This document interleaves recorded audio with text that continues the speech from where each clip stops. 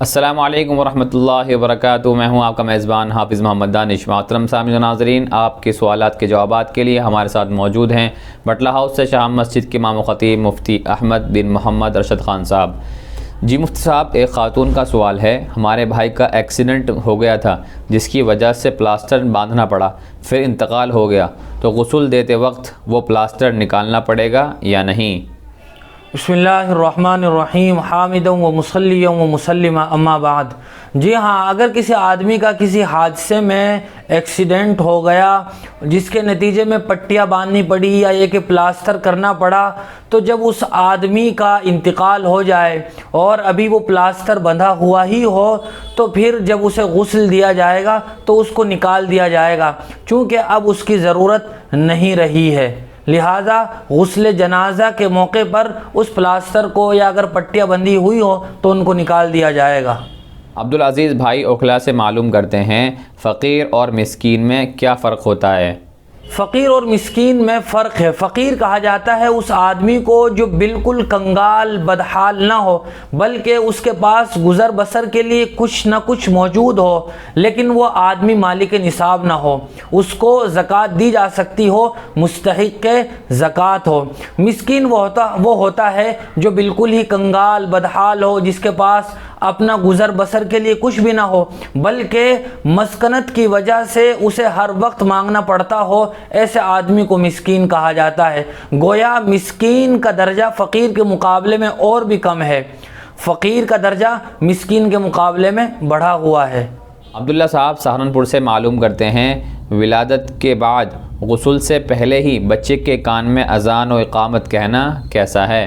جی ہاں، جب بچے کی ولادت ہو تو پہلے ناپاکی سے اور خون وغیرہ صاف کر کے غسل دے، پھر اذان و اقامت کہی جائے، چونکہ اذان اور اقامت میں جو الفاظ کہے جاتے ہیں وہ اللہ کے نام اور ذکر خداوندی پر مشتمل ہوتے ہیں، لہذا بچے کو غسل دینے کے بعد پھر اذان کہی جائے۔ لیکن اگر کسی وجہ سے بچے کو فوری طور پر غسل نہ دیا جا سکتا ہو، اس کے لیے پانی مضر ہو، تو بچے کے اوپر سے جو گندگی آلائش وغیرہ ہوتی ہے، خون ہوتا ہے، اس کو صاف کر دیا جائے، پھر اس کے بعد غسل سے پہلے اگر اذان دی جائے تو دی جا سکتی ہے، اس کی گنجائش ہے۔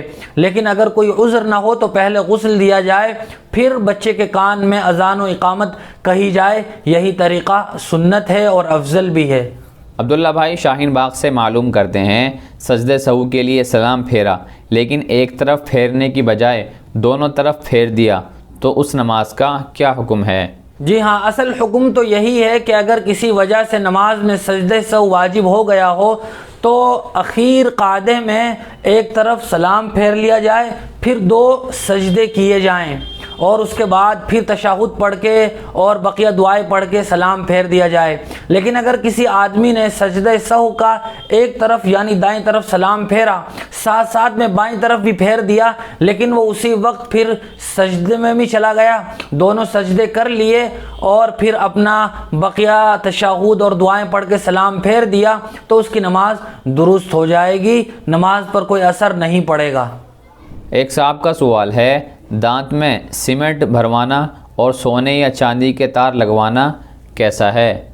جی ہاں، بہت ساری مرتبہ دانت یا داڑھ کھوکھلی ہونے کی وجہ سے، جراثیم زدہ ہونے کی وجہ سے نکالنی پڑتی ہے، اور یا بسا اوقات دانتوں کو سونے یا چاندی کے تاروں سے باندھنا پڑتا ہے، تو اگر مجبوری ہو تو ایسا کیا جا سکتا ہے۔ یا سیمنٹ بھرنے کی ضرورت پیش آ رہی ہو، مسالہ بھرنا پڑ رہا ہو، تو وہ مسالہ یہ سیمنٹ بھرا جا سکتا ہے۔ اور چونکہ جب تاروں کو باندھ دیتے ہیں، سونے چاندی کے تار ہوں یا یہ کہ مسالہ ہو، تو یہ چیزیں دانتوں کے ساتھ چمٹ جاتی ہیں اور اب ان کو نکالنا یہ دشوار ہوتا ہے، لہذا اسی حالت میں آدمی کا وضو بھی ہو جائے گا اور غسل بھی ہو جائے گا۔ ان کے اوپر سے پانی کا گزرنا ہی کافی ہے، اندر تہ تک پانی پہنچانا بھی اب ناممکن ہے، مشکل اور دشوار ہے، لہذا ضرورت کے موقع پر سیمنٹ یا مسالہ یا یہ کہ سونے اور چاندی کے دانت لگوائے جا سکتے ہیں اور ان پر وضو اور غسل بھی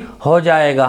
بہت شکریہ مفتی صاحب آپ کا۔ اسی طرح کی مزید مسائل کی جانکاری کے لیے آپ اپنا سوال ہمارے کامنٹ باکس میں لکھیں، ہمارے دار ارقم یوٹیوب چینل کو سبسکرائب کریں، ویڈیو کی نوٹیفیکیشن کے لیے بیل آئیکن کو دبائیں، ویڈیو کو لائک کریں، صدقہ جاریہ کی نیت سے ویڈیو کو شیئر بھی کریں، اور اسی طرح اپنے سوال ہم تک پہنچاتے رہیں۔ جزاک اللہ۔